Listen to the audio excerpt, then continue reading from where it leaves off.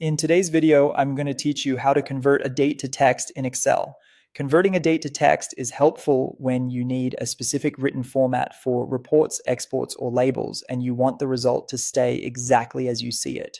We'll use Excel's text function to do this cleanly and predictably. Start by opening Excel and the worksheet that contains the date you want to convert. Make sure you can see the cell with the date clearly. Remember, Excel stores dates as numbers behind the scenes, and what we're doing is telling Excel to display that number as a text string in a format you choose. Click on an empty cell where you want the text version to appear.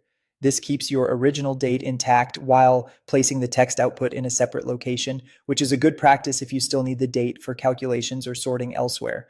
Type eText and then select the cell that contains your date, or type its reference like A2. The first part you've just entered is the value argument, the actual date you're converting.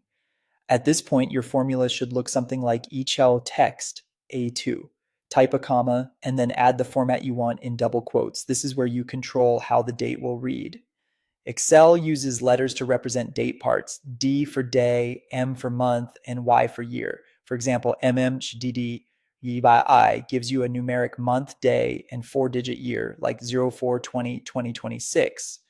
DDDM YI uses dashes for a style like 20/04 2026. If you want a more readable version, try DDDD to show the weekday, full month name, day, and year, like Monday, April 20th, 2026. Shorter month names use full names use and two-digit years use YY. If your original date also includes a time, you can include time codes like HH, MM, AM, PM in the same quoted format string.